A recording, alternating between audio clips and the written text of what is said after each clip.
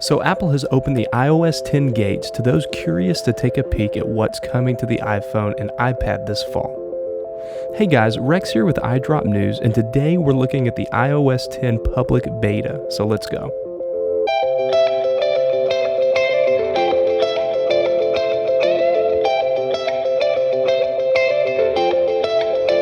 I did a video a few weeks ago on the iOS 10 developer beta that covers quite a bit of what's new in iOS 10, so check that out if you haven't already.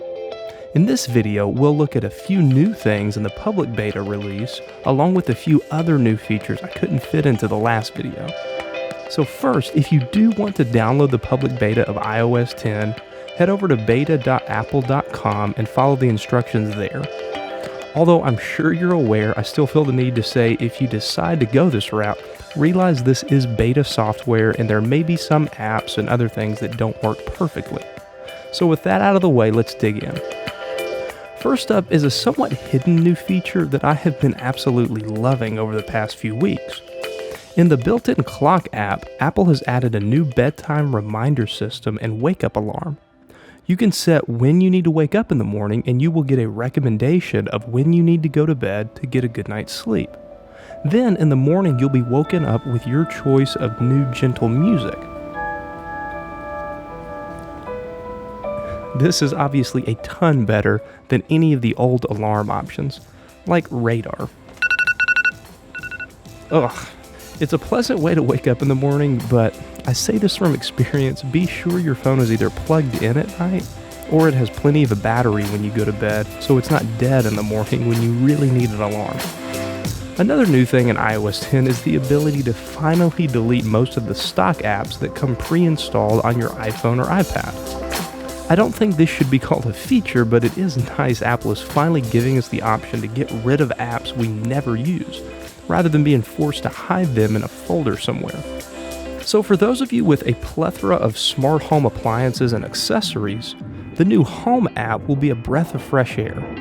The app serves as a hub for all your HomeKit compatible devices. Now I haven't jumped onto the smart home bandwagon quite yet, so I can't speak to how well this app currently works, but it is a positive sign that Apple is developing its HomeKit platform, which hasn't seen much progress over the past few years.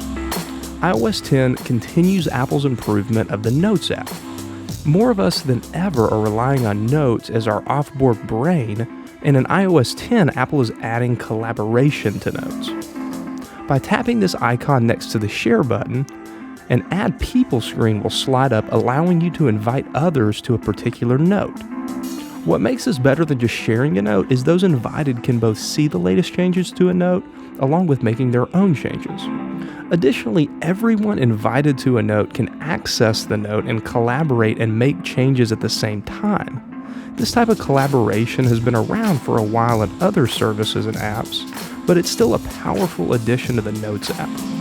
For those of us who use Apple News, which is a more than capable news aggregator if you haven't given it a shot, the app is getting a redesign in iOS 10 along with the addition of breaking news alerts. You can turn on and off these notifications from the Favorites tab by tapping the bell on the top left. Here you can turn on and off breaking news notifications from a few select channels, and I assume more will be added in the future. So one of the highlights of iOS 10 is the opening up of the OS to third-party developers. For the first time, developers will be able to bake in support for their apps into some of Apple's built-in apps and features. However, because developers need time to develop, there just aren't any apps available to test quite yet.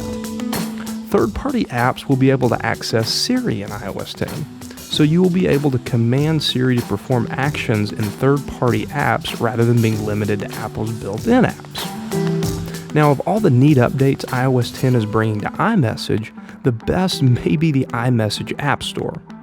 Come this fall, it will be interesting to see what creative ways developers find to make iMessage more convenient and more fun. As you can see, the Maps app is receiving a nice redesign in iOS 10, and along with the third-party support coming to Siri and iMessage, Apple is also opening up the Maps app to developers. One neat example shown off on stage during WWDC was being able to reserve a table through the Open Table app. This was all done through the Maps app after looking up information about a restaurant. So, unlike previous releases of iOS, the success of iOS 10 is going to rely much more heavily on developers and their creativity. And seeing that Apple has the most vibrant community of developers in the world, I'm very optimistic about iOS 10. Let us know in the comments if there are any features that I haven't covered that are coming to iOS 10 this fall that you're fired up about. Well, alright guys, that's it for this one. Now keep it locked right here to iDrop News for more, and I'll catch you guys in the next one. Later.